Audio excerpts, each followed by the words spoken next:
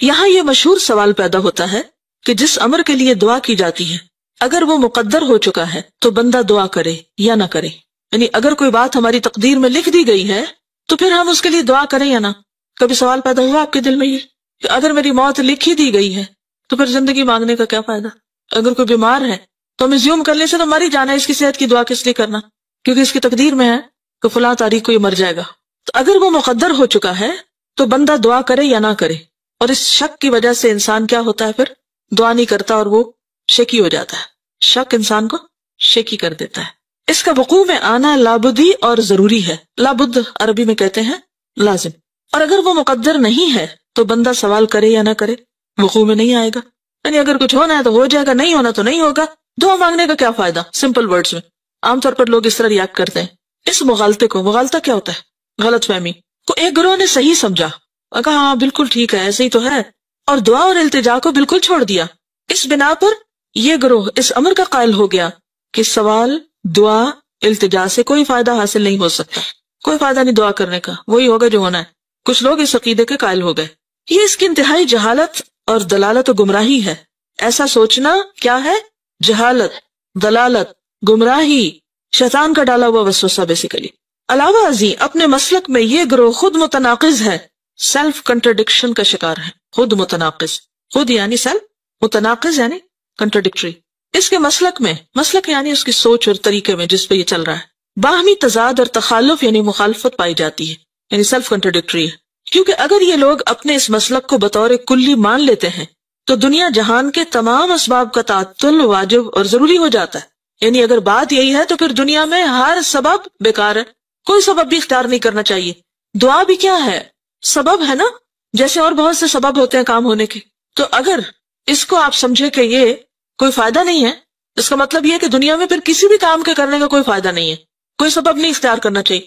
یہاں سے گھر جانا ہے چلے جائیں گے، گاڑی کی کیا ضرورت ہے؟ گاڑی منگائیں یا نہ منگائیں چلے جائیں گے. بھوک لگی تقدیر میں ہوگا، کھانا مل جائے گا. کچھ کوشش کریں یا نہ کریں کوئی فرق نہیں پڑتا، جو ہونا ہے ہو ہی جائے گا. اس مسلک کے قائل سے کہا جائے کہ اگر سیری اور سیرابی تیرے لیے مقدر ہو چکی ہے تو وہ ہو کر رہے گی، تو کھائے یا نہ کھائے، پانی پیے یا نہ پیے. اور مقدر نہیں ہے تو ہرگز سیری اور سیرابی حاصل نہ ہوگی. اسی طرح اگر اولاد تمہارے مقدر ہو چکی ہے تو وہ یقیناً ہو کر رہے گی. اپنی بیوی باندھی سے خلوت و ہم بستری کرو یا نہ کرو، یعنی شادی کرو یا نہ کرو. اور مقدر نہیں تو ہرگز اولاد نہ ہوگی، خلوت و ہم بستری کرو یا نہ کرو. پھر تمہیں نکاح کی یا باندھی کی کیا ضرورت ہے؟ دنیا کے سارے اسباب اور اسباب کے سارے سلسلے کو اسی طرح سمجھنا چاہیے. کیا اس خیال کے آدمی کو عقل مند، بلکہ عقل مند تو کیا انسان بھی کہا جا سکتا ہے جو یہ سوچے؟ جبکہ حیوانات اور چوپائے تک وہ اسباب فطرتاً مہیا کرتے ہیں جن سے ان کی بقا اور زندگی وابستہ ہے. ان لوگوں سے تو حیوانات اور چوپائے زیادہ عقل مند ہیں اور سمجھدار کہے جائیں گے. یہ لوگ تو حیوانات سے بھی گئے گزرے. قرآن پاک میں آتا نا اولئک ھم کالانعام بل ھم اضل سبیلا. اور یہ کن لوگوں کے بارے میں ہے؟ جو اس طرح کی سوچ رکھتے ہیں، جو عقل سے کام نہیں لیتے، جو سوچتے نہیں. بعض اپنی فطانت اور زیرکی کا ثبوت دیتے ہوئے یہاں تک کہتے ہیں کہ دعا کرنا محض ایک تعبدی امر ہے. تعبدی کیا؟ یعنی عبادت ہے. دعا کا ہمیں حکم کیوں دیا گیا اور ہم دعائیں کیوں کریں؟ کیونکہ یہ عبادت ہے، ہم عبادت کر رہے ہیں. اللہ تعالیٰ دعا کرنے والے کو صرف اجر و ثواب عطا فرماتا ہے، یعنی فائدہ کو نہیں، ہونا مانا کچھ نہیں، بس ثواب مل جائے گا. حصول مطلب میں دعا کا کوئی اثر اور دخل نہیں. ان زیرک طبع انسانوں کے نزدیک قلب و زبان سے دعا یا التجا کرنے نہ کرنے میں حصول مطلب کے لیے کوئی فرق نہیں. زیرک طبع کا کیا مطلب ہے؟ یعنی بڑے سمجھدار، ہوشیار ہیں، ویری اسمارٹ، یعنی اپنے آپ کو بڑا عقل مند سمجھتے ہیں، تو انہوں نے یہ فلسفہ ایجاد کر رکھا ہے. ایک گروہ جو اس سے زیادہ زیرکی اور دانائی کا مدعی ہے، یعنی ایک ان سے بھی آگے ہے، کہتا ہے کہ حصول مطلب و مدعا اور قضاء حاجت کے بارے میں دعا ایک علامت اور نشانی کا حکم رکھتی ہے. اس سے جسٹ سمبل، یعنی دعا کی ریالٹی کچھ نہیں، ایک سمبولک چیز ہے. کسی بندے کو دعا کی توفیق میسر آئی تو یہ اس کی حاجت روائی اور حصول مدعا کی علامت ہے. یعنی اگر کوئی دعا کرے گا تو سمجھو کہ اس کے مطلب پورا ہونے والا ہے. اس کی مثال ایسی ہے کہ موسم برسات میں تم سیاہ بادلوں کی گھٹائیں اور سرد ہوائیں دیکھتے ہو تو یہ اس امر کی دلیل ہے کہ برسات ضرور ہوگی. یعنی دعا کیا ہے؟ بادل کی طرح. اگر دعا ہو گئی تو کیا ہوگا؟ مطلب یہ کہ معاملہ حل ہونے والا ہے. جیسے بادل آئے تو سمجھو کہ بارش آنے والی ہے. ان لوگوں کے نزدیک طاعات، عبادات کے اجر و ثواب اور کفر و معاصی کے عقاب اور عذاب کا بھی یہی حکم ہے. کفر اور معاصی کیا؟ معاصی کس کو کہتے ہیں؟ گناہوں کو. عقاب کیا ہوتا ہے؟ سزا. اور عذاب کا بھی یہی حکم ہے. وہ کہتے ہیں کہ اطاعت اور عبادات، کفر و عصیان محض اجر و ثواب، عقاب و عذاب کی علامتیں ہیں اور کچھ نہیں. کیونکہ یہ چیزیں ثواب اور عذاب کے اسباب نہیں ہیں ان کے نزدیک غلط کرو، برا کرو، اچھا کرو، نیک کرو، بد کرو، ہونا مانا کچھ نہیں، سبھی برابر ہیں. تو وہ عمل کو بھی سبب نہیں سمجھتے. کس کا؟ جنت میں جانے کا. ان لوگوں کے نزدیک کسی چیز کو توڑنے سے ٹوٹ جانے، جلانے سے جل جانے، قتل کرنے سے قتل ہو جانے کا بھی یہی حکم ہے، کیونکہ یہ چیزیں ان امور کے لیے حتمی اسباب نہیں. وہ کہتے ضروری نہیں کہ کوئی چیز توڑے تو ٹوٹ ہی جائے، جلائے تو جل ہی جائے، قتل کرے تو قتل ہو بھی جائے، کہ ضروری نہیں کہ ایسا ہو. کبھی نہیں بھی ہوتا. کئی لوگ باریک بحثیں کرتے نا، اب آپ ان سے کہیں کہ یہ کریں تو کہتے ہیں ضروری ہے کہ ایسا کرے تو ہو جائے. مثلا آپ کسی بچے سے کہیں کہ پڑھو تو کیا ضرورت ہے پڑھنے کی، کیا سارے پڑھنے والے پاس ہوتے ہیں؟ تو اس سے کیا پوچھنا چاہیے کہ نہ پڑھنے والے کب پاس ہوئے. اصل میں یہ ان مبالغہ آرائیوں میں سے ہے جب لوگ کہتے ہیں نا کہ ہم نے تو پڑھا ہی نہیں اور ہم پھر بھی پاس ہوئے. اس نے تو پڑھا ہی نہیں، اس نے تو کچھ کیا ہی نہیں اور اس کا سب کچھ ہو گیا. ہر وقت چانس اور اس طرح کی نا خیالی دنیا میں جیتے اور اسباب اختیار نہیں کرتے. تو ایسی جھوٹی باتیں بھی عام نہیں کرنی چاہیے. اس کا آخر مقصد کیا ہوتا ہے؟ بعض مائیں بڑے پراؤڈلی کہتی ہیں میں نے تو اپنے بچے کو کبھی پڑھتے دیکھا ہی نہیں، پھر بھی اس کی فرسٹ ڈویژن آ جاتی ہے. کیا آپ اس کو ہر وقت دیکھتی ہیں؟ سائے کی طرح اس کے ساتھ ہے. آپ کو کیا پتا کہ اسکول میں پڑھ لیتا ہوگا یا خود کسی وقت پڑھتا ہوگا، یا یہ کیسے ہو سکتا ہے کہ ایک شخص کچھ بھی نہ پڑھے اور پھر بھی وہ بہت اچھی طرح کامیاب ہو؟ اس طرح کی باتیں پھیلانا بھی ایک جرم ہے. کیوں؟ اس سے دوسروں کو کیا ملتا ہے؟ کون سا سبق؟ کچھ نہ کرو، کوئی فائدہ نہیں کچھ کرنے کا. اور ہماری قوم میں خاص طور پر یہ بات بہت عام ہے. محنت کا درس دینے والے بہت کم ہیں، اور خیالی دنیا میں رہنے والے، خیالی پلاؤ پکانے والے بہت ہیں. خوش فہمیوں میں جینے والے، کچھ کرو نہ کرو ہو ہی جائے گا، جنت بھی ایسے ہی مل جائے گی، اور دنیا میں بھی کچھ محنت کی ضرورت نہیں. تو دنیا میں کیا واضح فرق نہیں ہے پھر ہم میں اور ترقی یافتہ قوموں؟ وہ بائی چانس تو نہیں ترقی کر گئے، انہوں نے سخت محنت کی ہے، محنت کر کے اپنی دنیا بنائی، اور ہم صرف خیالوں میں جیتے ہیں کہ ہو ہی جائے گا. اور امتحان دینے میں بھی ہمارا طریقہ کار کیا ہوتا ہے؟ کیا کرتے ہیں؟ چانس پہ. ہر چیز چانس پہ ہے ہماری. لیکن کچھ لوگ تو بڑے عقل مند ہوتے ہیں، وہ ہر چیز چانس پہ نہیں رکھتے، مگر ایسے لوگ کم ہیں. کیونکہ یہ چیزیں ان امور کے لیے حتمی اسباب نہیں، کیونکہ ان چیزوں میں اور ان امور میں کوئی ترتیب و تعلق نہیں، محض ایک عادتی ربط و تعلق ہے. وہ کہتے ہیں بس یہ ایک عادت ہے، دیا سلائی جلاؤ تو آگ جل جاتی. کوئی ایسا اثر اور ایسا تعلق اور ربط نہیں جو بطور سبب اور علت کے ہو. وہ کہتے ہیں کہ یہ سبب نہیں کہ چیز پھینکے تو ٹوٹ جائے، وہ کیا کہتے ہیں بس یہ عادت ہے، ایسا ہو جاتا ہے. ان کا یہ قول ظاہر، عقل، شرع، فطرت اور تمام اہل عقل و بصیرت کے خلاف. اس کو انڈر لائن کریں. کس کس کے خلاف ہے؟ عقل، شریعت، فطرت اور اہل عقل و بصیرت کے خلاف. بلکہ دنیا جہان کے عقل مند ارباب بصیرت ان کا مذاق اڑاتے ہیں.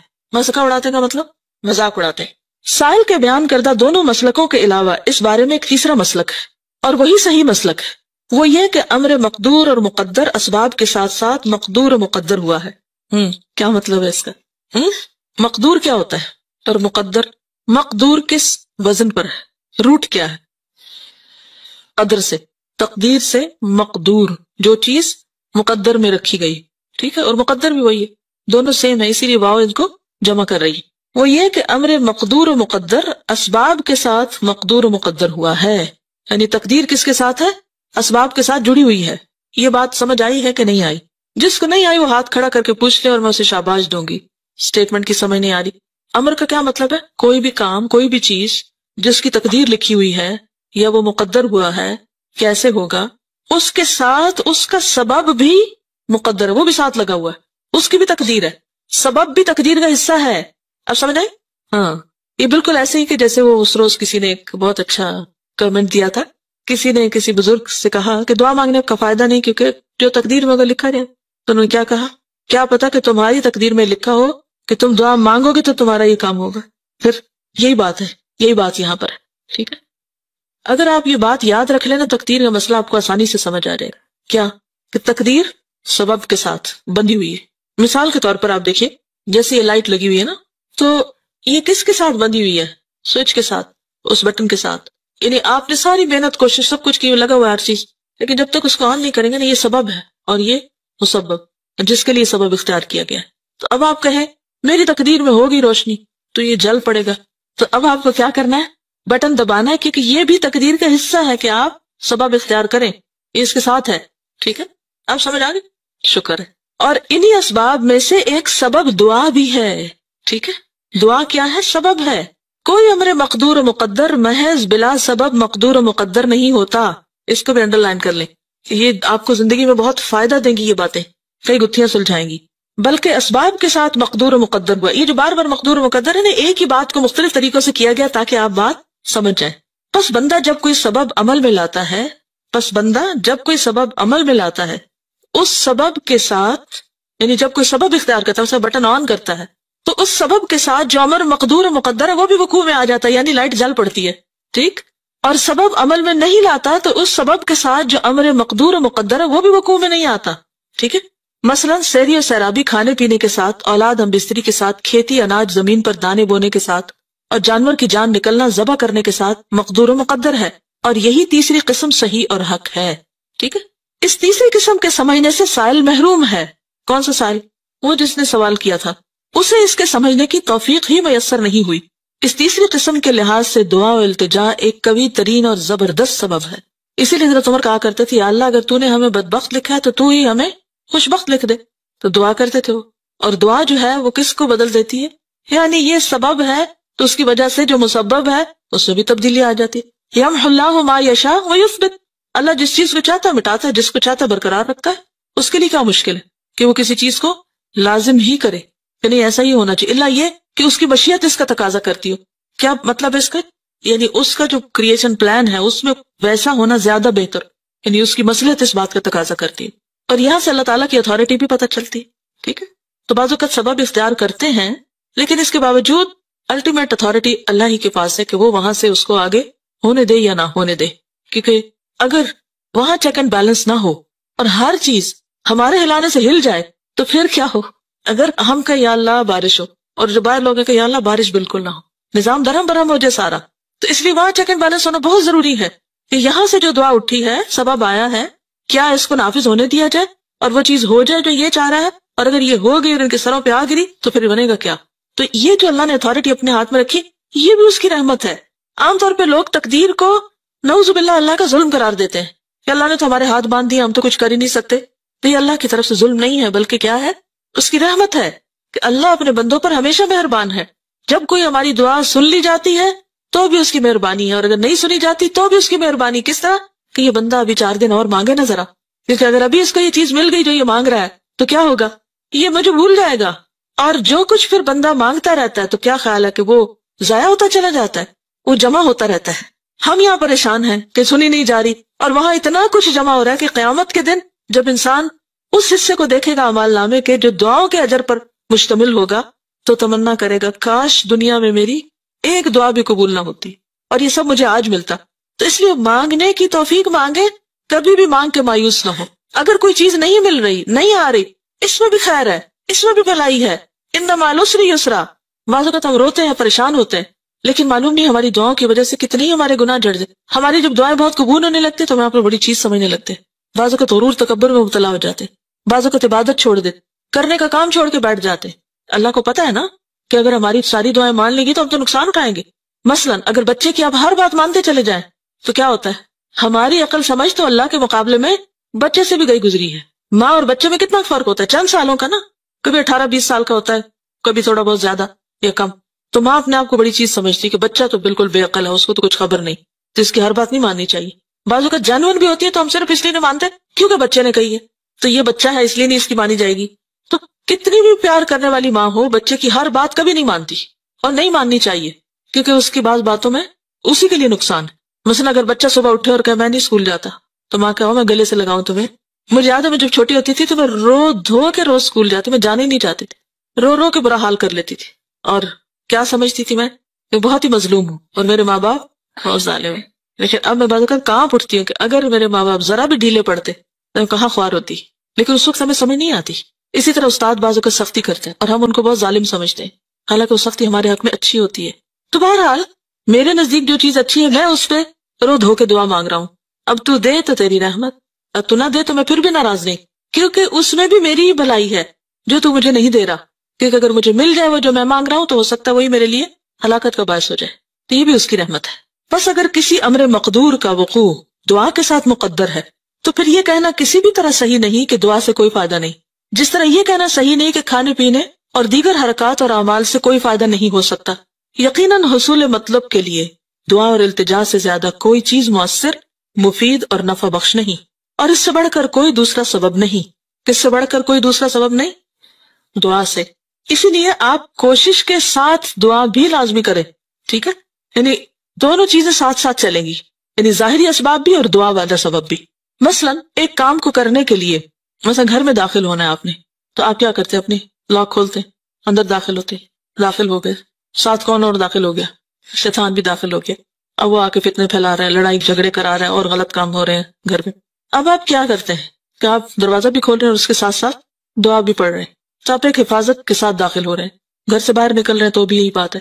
اب آپ دعا تو پڑھیں اور دروازہ نہ کھولیں تو یہ بھی درست نہیں. آپ دروازہ کھولیں اور دعا نہ پڑھیں، یہ بھی درست نہیں. تو بہتر کیا ہے؟ بالکل اسی طرح بیمار ہیں آپ، دوا لینی ہے آپ کو.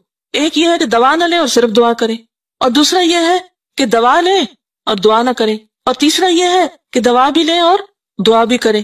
دوا بھی سبب ہے، دعا بھی سبب ہے. ان دونوں میں سے بھاری سبب کون سا ہے؟ دعا. لیکن اس کا یہ مطلب ہرگز نہیں کہ مضبوط یا بہترین سبب لینے کی وجہ سے آپ نے دوسرے سبب کو اگنور ہی کر دیا. تو اس کو ساتھ لے کے چلنا ہوگا. یہی اللہ کا حکم ہے. واضح؟ اچھی طرح واضح کہ جب بھی کوئی مشکل پیش آئے، کوئی بھی کام کرنا ہو، کوشش پلس دعا. صرف اپنے زور بازو پر بھروسہ نہیں کرنا. کس پر بھروسہ کرنا؟ اللہ پر. کہ سائی ہماری طرف سے، اتمام اللہ کی طرف سے. ہم کوشش کریں گے، کام کو مکمل کرنا اللہ کے ذمہ ہے. وہ جیسے فارسی کا ایک شعر ہے نا، سپردم بتو مائے خیشرا تو دانی حساب کمو بیشرا. کیا مطلب ہے؟ کوئی پتہ نہیں. سپردم بتو، میں سپرد کرتا ہوں تیرے، مائے خیشرا، اپنی حقیر کوشش، تو دانی، تو جانتا ہے، حساب کمو بیشرا، کمی بیشی کا حساب تو جانتا ہے. یعنی مجھے جتنی سمجھ تھی میں نے کام کر دیا، اب یا اللہ تو اس کو پار چڑھا. میں نے کشتی بنا دی، تو اب جب بیٹھنے لگو تو کیا کرو؟ نوح علیہ السلام